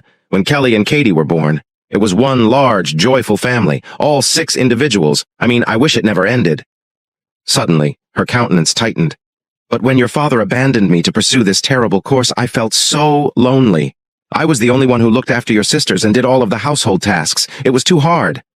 Tony helped me get through this terrible moment. Without his assistance, I would have gone insane when your father returned home. I stopped seeing Tony as much. We were still able to see each other, just not very frequently. He was quite sweet about everything. He took me around the city and introduced me to numerous individuals. He's a truly nice person, you know." "I hope you did not inform Dad about this," Jerry responded, frowning. His exclamation stunned Edith, causing her to stammer. "What didn't you say? That the guy his wife cheated on him with is so great?" Jerry spoke sharply. He was a terrific guy who he thought a friend, but who actually stabbed him in the back. Not the finest thing to say to an elderly, ailing person. "Jerry, don't act like that." She scowled back. "Of course I understand. It's simple to assess me now." She waved a dismissive hand at him. "You already know that I'm not foolish, and I did not tell him anything like that. I just told him the truth about what happened back then. He should appreciate it. I was very honest." "I'm sure Dad is relieved to hear the truth," Jerry stated angrily. "Maybe he isn't happy." She responded reproachfully, "But now that he knows, he'll simply have to deal with it. Everything is in the past, and it is too late to worry about it. Furthermore, Frank has far more difficulties than the dumb affair I had years ago. I'll do my best to assist him deal with it, but he must help himself. I'm confident you can help." Jerry spat fiercely, horrified at his mother's indifference to such vital matters. He spun on his heels and walked away, then yelled at his idiotic mother and her dangerous actions. He wanted to ask about his background, but he was too disturbed at the moment. This conversation should be postponed until another day. Kelly was nearby and must have overheard his angry statement. She walked in, sat down with his mother, and gave him an odd look as he left the room. Jerry stepped into the library to contemplate through the sliding glass doors. He noticed Agnes on the terrace at the back of the home, sitting at a table drinking coffee. He walked out and sat down at her table. She hugged him, poured him a cup of coffee, and they began talking. "We never felt that was a negative thing," Agnes told him openly. "Edith and I were extremely close while we were roommates, and we did everything together." She gave Jerry a knowing glance as she spoke. She had dated Tony before I met him, but she continued to accompany us on occasions after we began dating. I believe Tony still had affection for her, therefore it was logical that she was present. She was such a lovely girl. Everyone adored her, and I truly enjoyed her company. Tony, too. We didn't consider it a terrible thing. And then Dad left for school. Jerry inquired tentatively. "Did you and Tony just take her out to dinner?" "Yes, dinner, dancing, drinking, laughing." She sighed and gazed intently into space, reliving memories. "God, Jerry, we had so much fun back then." "Edith, Tony and I were like the Three Musketeers. Your father didn't like going out. He was more of a homebody and did not provide much companionship for your mother. Perhaps he worked too hard for the benefit of your family." "Perhaps." Agnes agreed immediately. "I doubt he made much money back then." "But you're correct. He worked a lot. He left for school. It was natural for Tony and me to engage your mother in our plans. We had a lot of fun back in college. So you agree to Tony's affair?" "I suppose so." She spoke dispassionately. "Tony is a gorgeous man with an outstanding personality. You see, we've always been social. I knew he might walk behind my back. I felt that if he had to be mischievous, it would be better with Edith than anyone else. She will not try to take him away from me. We were already extremely close. It was simply a natural combination." As previously stated, we did not think it was a negative thing. She noticed Jerry's sad expression. She approached and patted his hand. Don't worry, honey. Nobody was wounded. I mean, no one would have been harmed if Edith hadn't mentioned it the other day. Also, don't blame Mom too much. She was alone and Tony caught her at a vulnerable moment. He can be extremely persuasive, you know. She gave a big laugh. He's simply cute, always has been and will be. I'm certain of it. Jerry felt even more disgusted than when he abandoned his mother. Neither of them were concerned about their involvement with Tony. He left the elderly woman alone with her lovely memories of the past days and returned to the house. His thoughts were racing until he suddenly remembered what his father had attempted to convey earlier. Tools. He wants his stupid tools, Jerry exclaimed, relieved that he'd finally worked it out. Frank was extremely proud of his tools. He had a chosen set of craftsman tools that he had purchased many years ago and stored in the garage during a period of financial hardship. These tools cost him a fortune, in his opinion. They have always represented his talent as a great technician. Jerry thought that this was nostalgia, and he wanted everyone to be present to relive their happiest days. He returned to his father's room and noticed that he was staring out the window. Aren't these tools, Dad? Jerry spoke proudly. Do you want me to bring your old tools into the garage? The old man's angry look vanished immediately. His eyes brightened, and he began to nod up and down anxiously. Okay, I understand where they are. I believe you want them to be with you. I will go fetch them, Dad. I will be right back. Jerry headed to his parents' house. It was not far. He took his own key and headed to the garage. He remembered sitting here and watching his father work on the automobile, trying to earn some extra money for their low-income family. It was typical of him to work hard in order to provide extras for his wife and children. He was an excellent father. Jerry felt sorrowful tears fall down his cheek and wiped them away. He simply wanted his father to be relieved of the grief of discovering that his wife had been cheating on him with his best friend for years.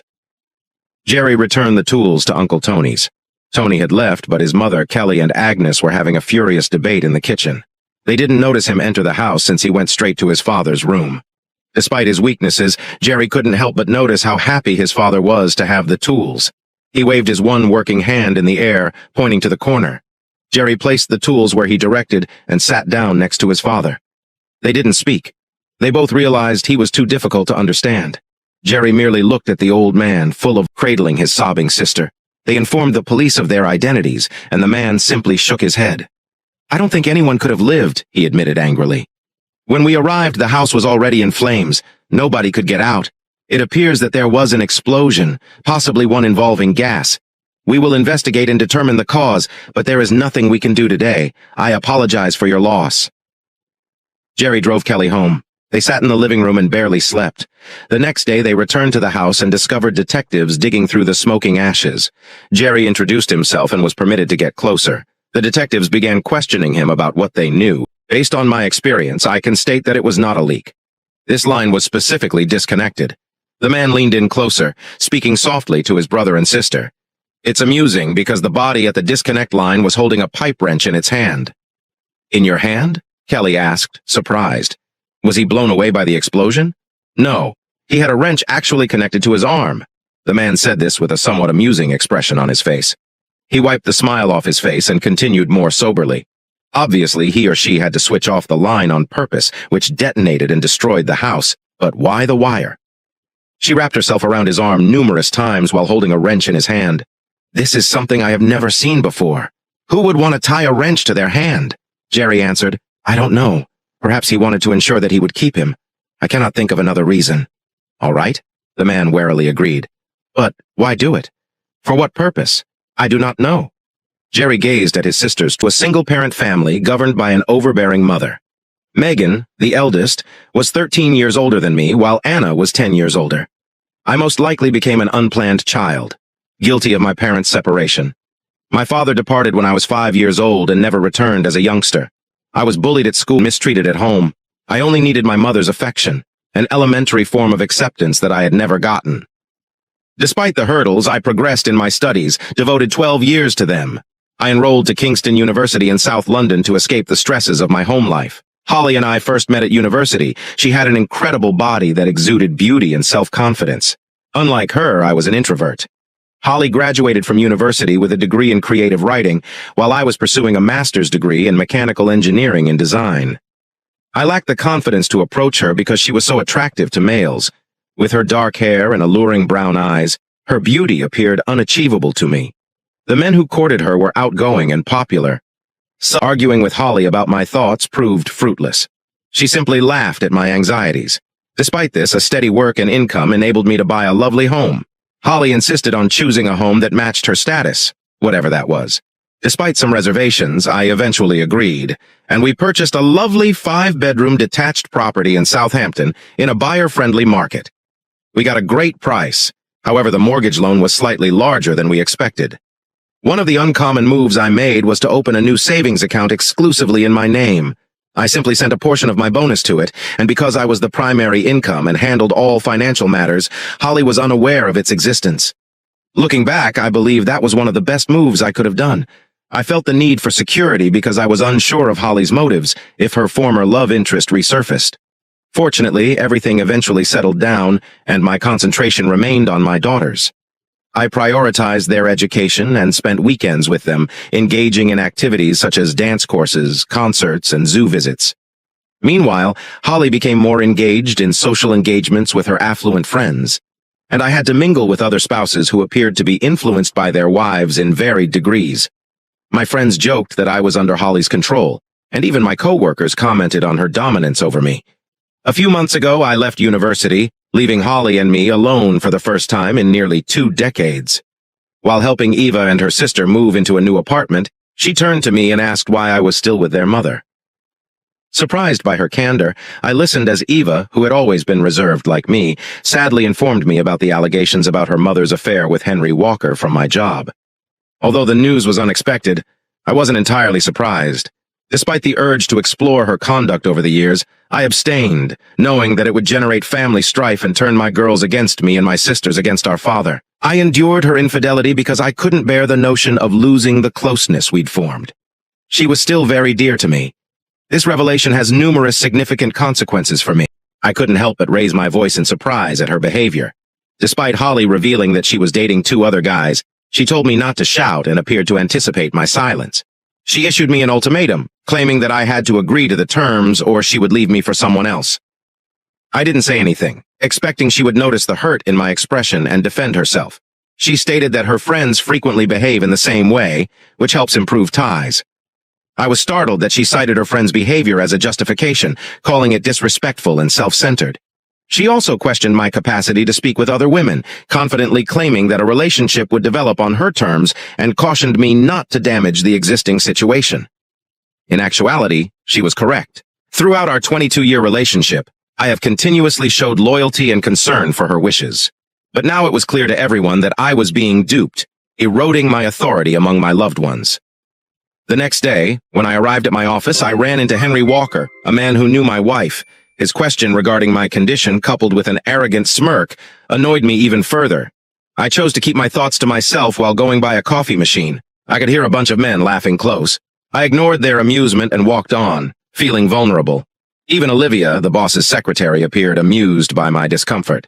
Sitting at my computer, I pondered on a rough start to the day, feeling ridiculed both at work and at home. Despite my efforts to concentrate, my dissatisfaction continued to weigh on me. When I decided to learn more about my father's life, I just knew where he was born and that he had died. After conducting research on Cambridgeshire family history websites, I discovered numerous potential possibilities, believing that my father may have died before my graduation. I limited my search to 3 alternatives and headed to genealogical forums for more information. When I was buried in thought, my boss, Jack, summoned me to his office. Jack, a successful but ethically questionable individual, wanted to talk with me, even though I was already considering leaving due to his activities. His strong reasons and great remuneration compelled me to stay. It was then that I learned of his romance with his secretary, Olivia, which he kept hidden from his 3rd wife. He casually said that he had heard stories about my wants. Leaving work provided some comfort, and when I returned home, Holly greeted me with a smile and prepared dinner.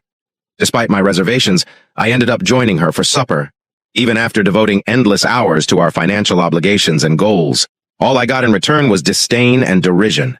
I got to the point where I drove an old car so she could have a newer one, but she still grumbled about unmet wants and threatened to start a relationship with a younger man unless I accepted her terms.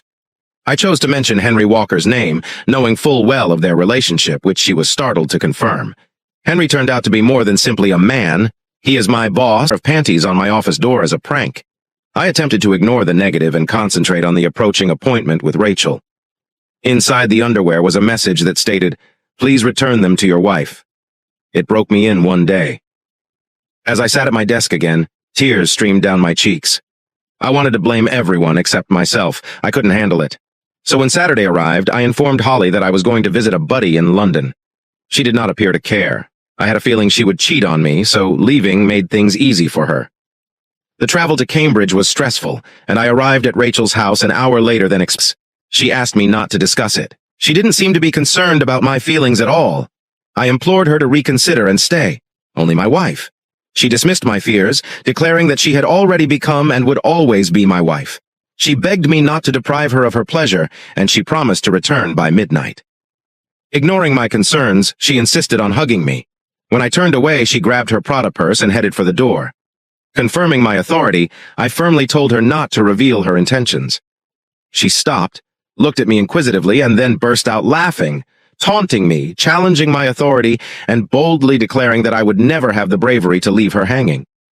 I eventually realized I had been dumb for far too long, putting her wants ahead of mine. It became evident that it was time to stop pretending and start doing action. I promptly took action. I started when she was walking with Henri or Max, or possibly both. This appears to be what she meant when she stated you should follow your passions and live a happier life. As my thoughts became more acute, my wrath increased, making it impossible to concentrate. I knew I needed to let go of any remaining feelings for her, and I believe I found a way. I discovered a box containing this computer. Back at the workplace, I began accessing the personal files of the company's clients. It took me an hour to figure out Jack's password, which happened to be his wife's name plus a 6-digit birthday number. After gaining the necessary access, I transferred all of the files to disk, along with my plans and designs for developing an energy-efficient hydraulic pumping system. This measure intended to prepare the company for future success. We manufacture pumps for a variety of industries, including air conditioners and heavy dairy equipment. After wiping the history and files, I shut down the computer, replaced the hard drive with a new one, packed up, and reinstalled Windows. I spent the remainder of the day researching competitors on my phone and looking for engineering jobs in South London and Surrey. I am a monster website. After dinner, I headed to my office. I stumbled upon an interesting job opportunity. A big rival experiencing difficulties during the financial crisis was looking for a mechanical engineer to undertake basic design work and manage a workshop.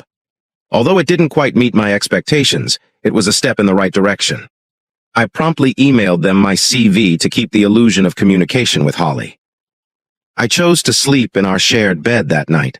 When she arrived, I feigned to sleep. Her touch made me uncomfortable, but oddly enough, I felt satisfaction in this reaction. I began to dislike her, which I hoped would be beneficial to me. And I informed them that on the memorial stone there was an image of a rose with the word, "In loving memory," followed by my father's birth date. His age at the time of death coincided with my current age. They shuddered slightly, suggesting that they understood all I told them about the difficult decision I had to make when confronted with a circumstance that could lead to destructive conduct, as my grandma had warned.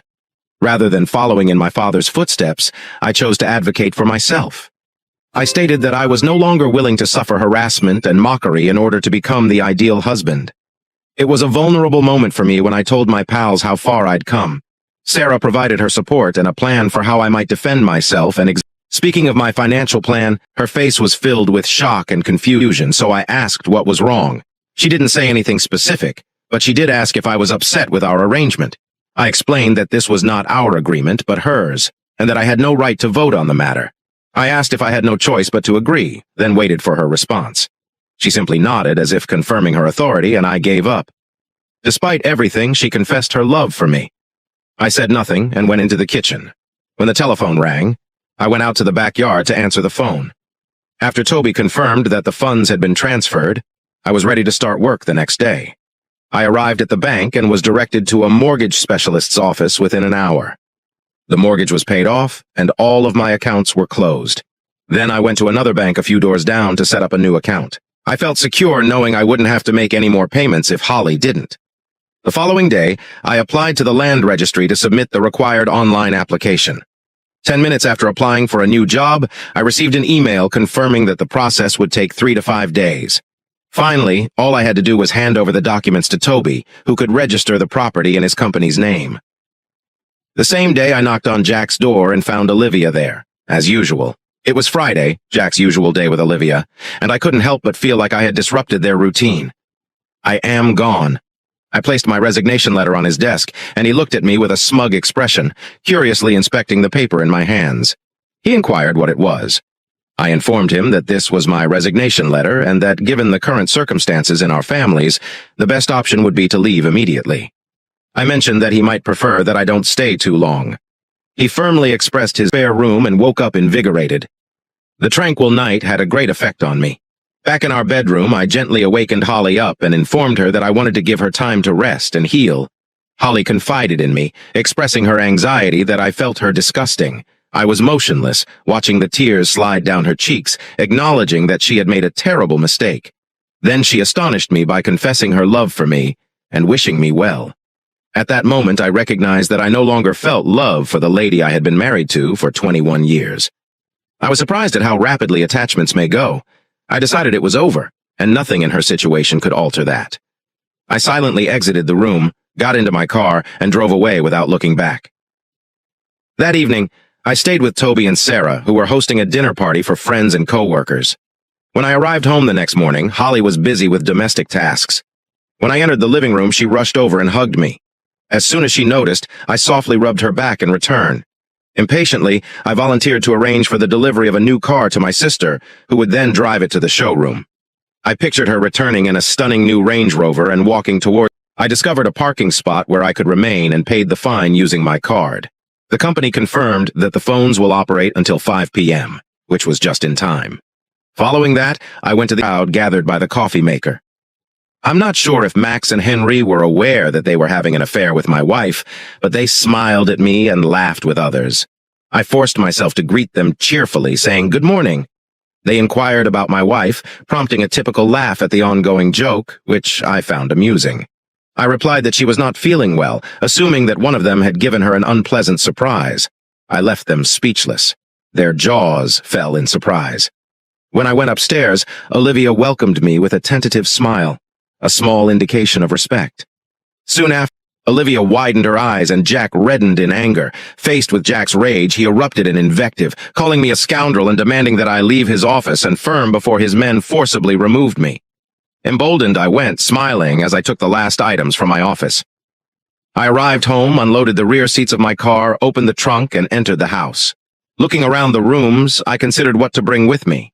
After picking many brittle works, I carefully covered them in plastic in the garage before placing them in the car. I packed numerous items around the house and organized my outfit. I didn't forget to take vital documents from the safe, including a birth certificate and a marriage certificate. I used the attic ladder to get my old belongings, including my graduation and family photos from the master bedroom. I collected all of the jewels Holly had given me throughout the years. Their total cost was more than 10,000 pounds. I packed all of the handbags, shoes, and expensive outerwear. Actually, the entire wardrobe belonged to me, so I took everything. I preserved meticulous insurance records, which will be important when selling. When I finished packing, I remembered they made his day a little better. At 2 p.m., I sat down and waited for the call. Then I grabbed some paint thinner in the garage and spilled it on the wedding dress in the garden. Just as I was about to kindle the fire, the phone rang. I quietly picked up the phone, only to hear Holly's anxious voice on the other end, wanting to know what was going on. After responding sarcastically, I requested that she clarify her query. Holly, unable to calm down, insisted that I stop acting foolishly and kept asking me questions. I told her to relax and inquired about the circumstances. After a little pause, I heard her heavy breathing and the faint voice of her sister in the background. She said that she was told that I did not buy her a new car, but rather sold the old one. I humorously acknowledged that I may not have mentioned this detail. It made her worry and reflect on what was going on. Keeping my cool despite my racing heart, I carefully informed her that she would now have to buy a car on her own because she needed one. This caused her to cry in perplexity and disappointment. I repeated that she had properly understood